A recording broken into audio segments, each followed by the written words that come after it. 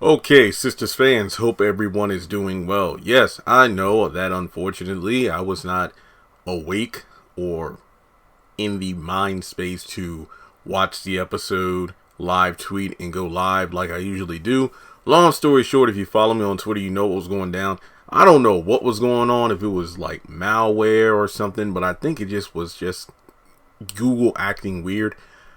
Basically, I was locked out of my Google account and unable to recover it. But it's weird because on my phone and iPod, I was able to access it. But I need it on my computer so I can access my YouTube channel to upload content. I uploaded close to a dozen videos yesterday, and without Google, I couldn't do it. So it took me about 4 hours to get that fixed, so I can edit and upload videos last night. Now, with the agonizing process that was, I was just not mentally or energy level. I wasn't there. Like, I wasn't able to, and the sad part is it was about 8:52 when I'm like, you know what, I can't do it tonight. I just couldn't. And to be honest, this wasn't a bad episode, but I'm not going to say it was awful because the mid-season finale is soon, episode 11, which is going to air in a couple of weeks, because next week I believe is the penultimate episode before the actual finale, episode 11. But this episode had me going, okay, we're getting to that season finale ridiculousness where some of the characters are, and I hate to use this word, but I love it when it comes to Sisters, regressing. I think Andy, definitely the main person who is guilty of such. And I'm not jumping too far ahead, but in the promo for next week, it looks like Danny's up to her old bullshit, but we'll get to that soon enough. But yeah, this was season 4, episode 9, Counterpunch. I'm going to give it a 7 out of 10. Not going to lie, at first glance, I do feel like that's a bit too high, but I did like some key moments from it. And yeah, there were some moments I'm like, damn, I wish I could have tweeted about that live. Like, I could tweet about it now, but it won't get the same level of, retweets and comments like it usually would. But, sometimes you just don't feel like it. And I feel horrible because Sisters is almost over for the time being. So there's only, 2 more nights where I have to, I guess you could say, be in the mind space to live tweet and whatnot. But maybe I'll do a live tonight, maybe later today, or maybe if not today, probably tomorrow, who knows. But regardless, I got mixed feelings. So let's get into the episode here. Jenna, and correct me, I rewatched this scene twice because I did watch the episode at double speed, but there were a few moments where I had to stop, go to normal speed, and just re-listen or look at something just to make sure I caught it. But Jenna didn't read Zach his rights, didn't tell him a damn reason. Basically, it's almost as if she just swooped in with the cops and took him away, because I don't think it was explained why he was getting arrested. You could say what you want to, but I feel like she patted him down to cop a few. I don't care what anybody says. I feel like she did it on purpose just to do it. This was the sloppiest arrest I've ever seen. It really was, because I'm like, Tyler, I know you're the kind of writer sometimes where you just write things to happen to move the plot along, but you could at least follow proper protocol. And like I said, I listened to it twice, once at double speed, once at normal. If I missed it, let me know. I will, rectify that in a future video saying I was wrong. But even by the end of the episode, we don't know what he's arrested for. And even again, not to jump too far ahead, but in the promo for next week, are we to assume that it's about the stocks because apparently Zach doesn't have his money anymore? This makes no sense. It really doesn't. But apparently he's going to Fulton County jail or prison. Jake says he knows some people down there, and Zach tells him to call Fatima, but not to jump too far ahead. I might as well cover the final scene since, it's tied to this one. So the final scene, the officer takes Zach from his cell to meet with his lawyer. And he's like, lawyers? Because remember, Zach doesn't know anything that's going on. And he's brought to Jake and Bill Watts, who's black. Bill Watts, who was the guy that Hayden called last season. And, Jake says, he was about to call Fatima, but I think you want to know why, she doesn't want to know why you're being arrested. For what? And then Jake is like, well, you need to tell me what you know. About what? Because he's like, well, tell me what's going on. And Jake's like, hey, Bill, show him. So he hands Zach some paperwork in a folder. And then Zach's like, you got to be kidding me. I don't know what's worse, stringing us along for 2 weeks, going on 3 if you count next episode, when hopefully we'll find out why he's arrested. Tyler, you don't got to make us wait this long. Just tell us what's going on here. Is this about, let's say, Hayden, shifting the blame for his beatdown to Zach? Or is this about the insider trading stuff? Because if it is, it makes no sense, because he couldn't be arrested for something he hasn't, confirmed that was illegal. I guess basically Zach hasn't admitted that he is, guilty of that. Because earlier in the episode, you have Fatima and Hayden in the parking lot, leaving for the day from work. It was a funny scene where Fatima, kind of yells at him playfully and gets him to, scoot a little faster. So they have, a moment where she talks about, oh, yeah, we're even now. And Hayden's like, what are you talking about? Yeah, we're even because, the first punch was when you went after my man, and then I punched you, and then you hit me, and I got the bruise to prove it. Basically saying, if you tell anybody what really happened to you and why you're on those crutches, what happened to you before will feel like, a walk in the park. Basically meaning that I will F you up further, possibly even kill you if you tell somebody what really happened. So I wonder if it's a situation where, let's just throw it out there. What if Hayden created a scenario where, hey, Zach beat me up, in order to get stock information out of me or something like that. I don't know. I'm just speculating here. Or perhaps Zach was, doing insider trading. I found out about it, and then he had these guys beat me up so I could keep my mouth shut, and then that's how he was getting, arrested. Again, I don't know, because the show didn't tell us. It's ridiculous. But anyway, let's get back on track for the episode here. Oh yeah, Fatima calls Zach a few times, well, on screen once, but she did say that, I called a couple times, but you haven't answered. I guess it's because you're so busy on the house. I'll be back. I'll be by when I get off work. So, we go over to the beginning of the episode again. Seriously, it was just, I figured it would be best just to take out all the Zach and Jake stuff early because, well, we just don't know the damn thing about what's going on. Now, Fatima and Andy are chatting, Fatima comes in with coffee. I'm honestly a bit confused on what time it is. I guess the episode was moving pretty fast because, at the end of last episode, it seemed like everybody was, getting ready to start their day. Then at the beginning of this episode, you have, Fatima and Andy with coffee. And then later on, oh, I'm getting off work. And then, it's nighttime. I'm like, what the hell? Tyler Perry can move plot faster when he wants to. But, so Fatima and Andy chat about last night. Andy, gives Fatima props for how she handled herself at the penthouse and everything. And Fatima's like, it's all good, girl. It's like, I understand what Karen's going through. But Andy's like, yeah, she's strong. She'll be okay.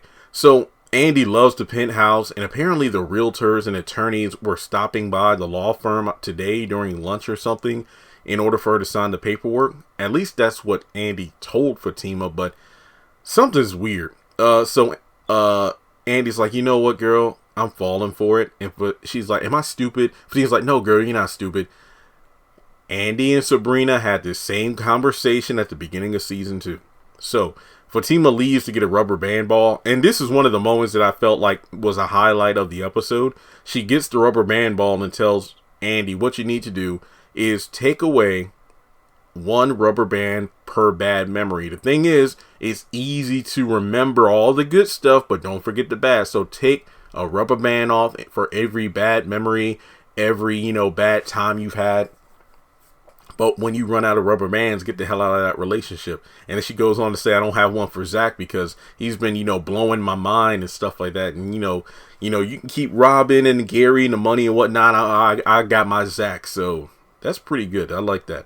So the conversation then shifts in regards to the Karen situation about, co-parenting, if, that's the baby. And then Andy's like, no, Fatima, it is Zach's baby. And then she's like, she kind of shuts down quick. No, what about the preacher man? Zach told me that those two hooked up around the same time, so it's quite possible.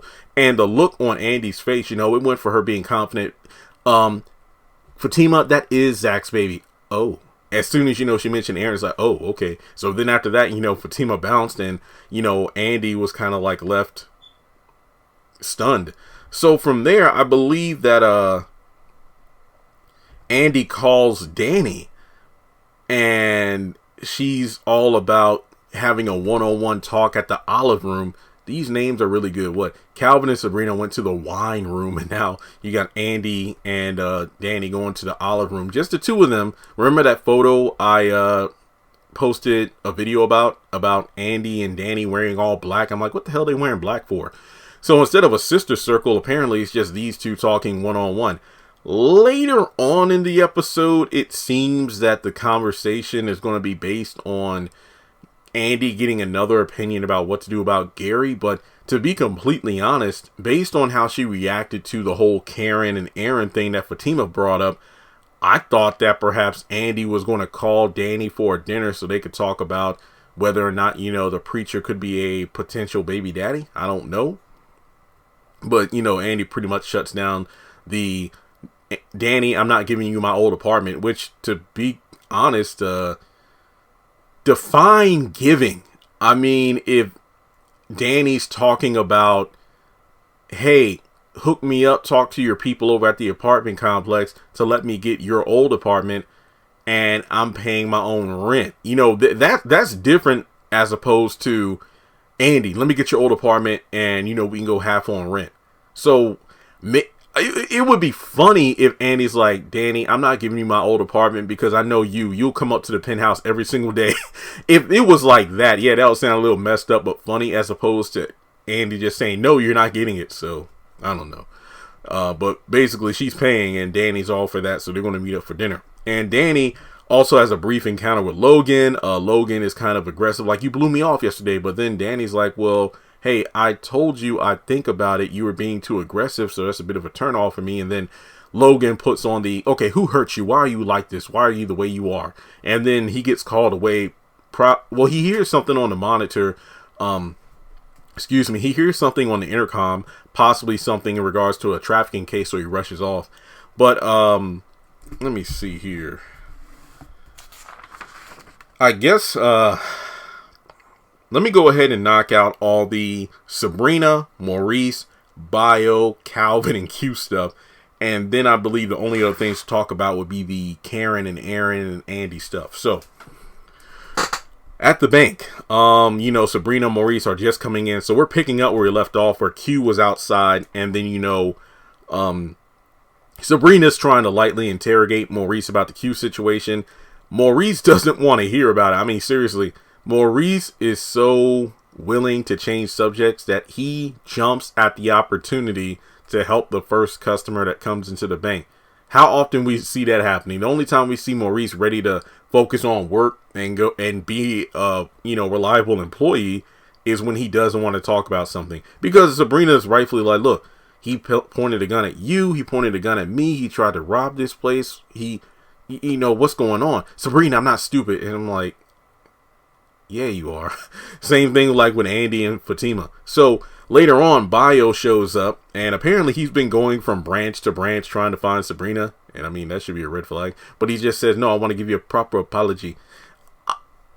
I could do an accent, but I feel like, unlike drunk Andy, it would be semi-disrespectful. So I'm not going to do it. I just came to give you a proper apology. Okay, I'm not doing it. But in any case, well, then again, I am black, so whatever. No. Okay. So he wants to apologize and then ask her out. But basically, he elevates it to, hey, you're very beautiful. It's like you look like the women in my homeland. Have you ever been to Africa? No. No, I haven't. Well, we should go a 2-day vacation.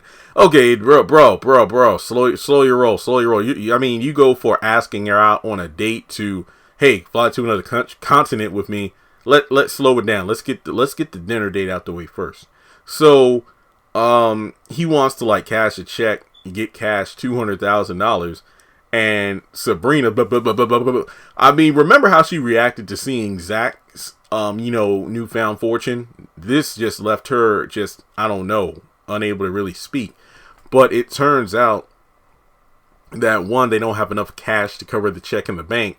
And he's, oh no, it's okay. You don't need to make any phone calls, but here's my number, and just call me. So he leaves, and then Maurice comes over. Turns out there's $36 million and some change in this one account, and then Maurice is like, because screw confidentiality. Look, I remember when I was in a call center, doing like, working at the school, helping out college students. When I pulled up a file, whenever you got up from your desk, you had to like put your computer on like sleep mode. That way that nobody walking by can see the information on there. So basically, the only people who could access the student's file when on the phone with a student, the only people who would be able to like within protocol look at the student's file is like you as the person helping them over the phone. Let's say if they needed something from another department like financial aid or students accounts, you would send the ID over and then they pull it up too. It doesn't matter if 50 people were in the office at the time. Only the people working on that case at that time should see the account. So basically, Sabrina is breaking all sorts of protocols. It's ironic how she then goes on to tell Maurice about how, you know what, you messing around with Q could cost you your job. Heifer, how many times have you broken the rules of confidentiality and you're a bank manager? Shouldn't you be worried about your own job? But in any case, Maurice goes on to say, that's only one account. He has 11 other accounts, Sabrina. Why don't you open those up too? So this dude is loaded. So from there, again, this goes back to why I felt like this episode was putting characters stuck on stupid, because Sabrina had already told Maurice that, the cops and the bank, they had thought that Maurice was involved with the break-in. But, Maurice is like, what? And Sabrina's like, yeah, so basically if people catch you, gallivanting around with Q and hanging out and talking with him, they'll put two and two together and in their mind think, wow, Maurice really did have something to do with this. So from there, Maurice doesn't want to hear it. And it's one of those situations where he makes a crack at her clothes and yada. It's the same old. But it's funny when he's like, yeah, you should go out on a date with him. Oh no, after what happened with Calvin last time, forget that zero and look at all the zeros right there. To be honest, he makes a good point. I'm not saying that Sabrina should be a gold digger, but it's like, look at all the shit you've been through with Calvin. At least with bio, you got a windfall there. So, the next scene, so Calvin gets home and finds Q in the apartment, and this dude is just something wrong with him. He basically, oh yeah, Maurice let me stay in here. Calvin's like, oh hell no, I need to move up out of here. Calvin, look, I haven't been the biggest fan of your character, but moving out is the best thing for everybody. Just get the hell on out. Maurice, just don't do it. Just don't stay. He calls Maurice. He basically doesn't believe Maurice would let. He doesn't believe that, Maurice didn't know about the Q situation. So Maurice just says, I'm on my way home. So it's funny because he just walks away from his, window at work. I'm like, wait, what? I mean, at least with other characters, we saw them kind of closing up shop, but you just walk away. This is season 1 all over again. But, Calvin's pissed off, rightfully so, because Q's just something, I don't know, just, yeah. Yeah. Yeah, the only thing to talk about now is the Karen and Aaron stuff. So one moment, flip my book around. Okay. Oh, wow, that's right, because I actually covered the first page. My bad. All right. So, before Fatima leaves for the day, she stops by Andy's office, and apparently Andy's thinking about keeping all the stuff Gary bought her, because it's interesting how she said earlier in the episode, You know, how she was, you know, really standing firm. And then Fatima's like, oh yeah, well, I got my boy, you know, if you want to sell the car, you know, and sell this, sell that. Oh, no. I think I'll keep it. And I'm like, wait, so did you not sign the documents that were supposed to come over earlier in the day? Because she said she would call Gary. Fatima's like, you ain't going to call him, but she does. And basically she wants her things back in the apartment. You know how Andy is. Like, you know, she's, you know, stern, and then after a few minutes she falters, basically saying she wants stuff back tonight. She'll stay in her apartment. She doesn't want Gary to come over to give her a private tour of the penthouse, and, you know, isn't convinced that he'll do things differently this time or say anything different that will make her believe that he's changed. And after she rushes him off the phone, she starts, you know, using a rubber band ball. And I was wondering when she was going to do that, because when Fatima stopped by before leaving for the day, I thought she would ask Andy, so did you start, you know, taking rubber bands off? Where are you at? So after about 8, you know, as she's breaking down doing it, she starts crying, and I'm like, whatever. So, earlier in the episode, Aaron comes to see Karen at the salon because apparently he had texted her the timeline of the pregnancy stuff, and she didn't respond, you know. So he stopped by, and she's being cold to him and whatnot. And he knows, like, I think he said he knows, or he is the chief of staff at the hospital. I think he said he knows the chief of staff at the hospital, and can, like, bump up her appointment, but she doesn't want to. And it's like, look, you know, give me some space. I've talked about this as much as I want to with you. I will call you as soon as I know something, and that has to be good enough for you. And Aaron's like, it's not. So he ends up, what's his name? Red? I forgot. I think that was his name from Friday. You know, he goes to his car and he starts crying because before Karen goes outside, you know, she stops by the desk and talks to Pam. And this goes back to just weird continuity, because I think Karen asked about, did that chick show up at the salon again today? No, she didn't. And then Pam says, do you want me to find out who she is? I'll make a call. Pam, I thought you were going to do that already. What the hell? So basically, she notices Aaron still in the parking lot, and, you know, he's crying, and Karen's like, oh shit. So she goes out there, and, you know, here's the thing. Part of me feels like Aaron is using reverse psychology, or this is just, again, weird continuity. Because, you know, I never felt like this about anyone before. I have such strong feelings for you. And, you know, part of me wants you to just tell me to move on, or just F off, or leave me alone so I can move forward with my life. And I'm like, this is the same shit that Karen told you about what she needs to hear from Zach so she can move on. But she's like, no, I can't say that to you. I can't. And I'm like, this is the same shit Zach was doing with her because Karen couldn't let it go. Tell me that you don't love me no more. Tell me to leave you alone so I can move on. I can't do that, Karen. This is the same shit. So basically, she's like, I need space. And I told you that we can be friends. I need more than that, Karen. This is what makes the episode kind of meh for me. It's like it left a bad taste in my mouth. I feel like we're getting these stupid, you know, we're moving the pieces on the chessboard to make these characters get into, like, drama for the sake of, oh, well, the mid-season finale needs to be good.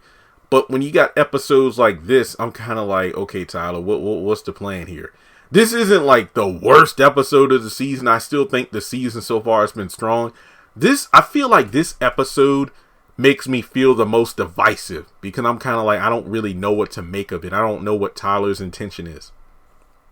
So in any case, he's like, you know what? Fine. You say you need space. I won't call you. I'll wait for you to call me. No. You can call me if you want to. Oh, okay. I'll talk to you soon. Yeah. Aaron, no. I feel like this was reverse psychology. So later on in the episode that night, and well, you know, when everybody's off work, Andy stops by the salon. She has a nice moment with Pam, by the way. First of all, she apparently is driving the Rolls Royce, so and I think She stops by to see Pam. It's like, oh, look at that car. I see that's how you rolling now. I should be a lawyer too. Oh, I should be a lawyer. Yeah, you should. No, I can't do that. And then Andy's like, yeah, you can if you really try. And I'm like, thank you, girl. I don't know why. That was just a good moment because usually the encounters between these two is kind of antagonistic where, Pam is a bit, ratchet and ghetto. Andy is bougie, but this was a nice little moment here. I really liked it. Again, one of the positive moments of the episode. So Karen pulls up. She sees the car, shakes her head, and walks in. And she sends Pam outside to get some stuff out of the car, basically get rid of her. And Andy is back to her ditzy ass self. So she goes over there basically to ask Karen her opinion on things like, I think I'm going to keep the penthouse. And, Fatima says she knows. No, actually, the penthouse is nice, but I don't know. Fatima says she knows a person who can sell this, sell that, and I'll get the money and, give it back to Gary because I can't keep it. And then, it's funny because early on the phone with Gary, Andy pointed out, see, I don't want to keep the penthouse because you bought it. And because you bought it, even though it's in my name, it's yours. So basically you can control who comes and who goes. And, it's funny because Karen is basically telling the truth about everything. Look, yeah, that's a good idea because he bought all that stuff. He'll act like he can control you with it. And it's a good move to get the money back. I'm not saying she's not wrong, but it's funny how she talks about giving the money back despite the fact that she freely took the $77,000 that Zach, quote unquote, repaid her. And not a word has been mentioned of that since. So, Karen, I don't blame Karen. And this is one moment of the episode I'm like, Karen, I don't blame you. It's like, Andy's doing the same shit over and over again. She has a I am woman, hear me roar. I'm not falling for this bull crap. Gary, I'm done with you. Then after a tearful moment, she'll go, you know what? I'm going to hear him out. Maybe he's changed. He'll get a better therapist. I'm like, I'm with Karen. Look, I got some work to do. I got a lot going on myself, but, is there anything else you need? So, I don't want to harp on this scene because it's really that stupid moment where it's like, okay, we got Andy going back. Is the mid-season's coming, so we're going to do this bullshit. So, in any case, she said, like, I got that voice in the back of my head, Danny, going to, like, you know what, keep that shit, keep that money. And then it's like, yeah, I do a good Danny impression, don't I? It's like, yeah, that's how she sounds. And I think she even said something along the lines of, I want to talk to Danny tonight. Because it's good to have a second opinion on this thing. No, you want to talk to Danny because she's going to tell you what you want to hear. Classic Andy. Then the only good part about this is that she wants to come to the doctor's appointment with Karen. And she asked, so when are you doing to do it? It's like, oh, I haven't scheduled it yet, but as soon as I can make some time. But you told Zach in the season 3 finale that you were going next week. And then you told Aaron that, yeah, it's coming soon. But now all of a sudden, oh yeah, I haven't made it yet. Tyler?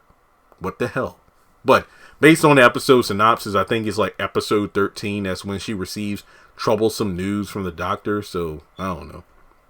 But in any case, oh yeah, I forgot to mention this, but speaking of the baby, Karen's like, you just have to accept it's not yours. And Aaron's like, no, I can't accept that because, even though he didn't outright say it, it's like Karen being so blind to, I feel like that's one reason she hasn't set the appointment because she's so strong on it being Zach's baby that she feels like if she goes, it's like, oh shit, it isn't. So there we go. All right, but that's really the episode in a nutshell. Yeah, 7 out of 10. If I were to watch it again, I'd probably give it a 5. But this was a decent episode, but it has some weird moments. So let me know your thoughts in the comment section below. Hit the thumbs up button to show you like the video. Follow me on social media. Links are in the description below. Hit the bell icon and select all. That way you don't miss out when I post content. And of course, make sure you hit subscribe.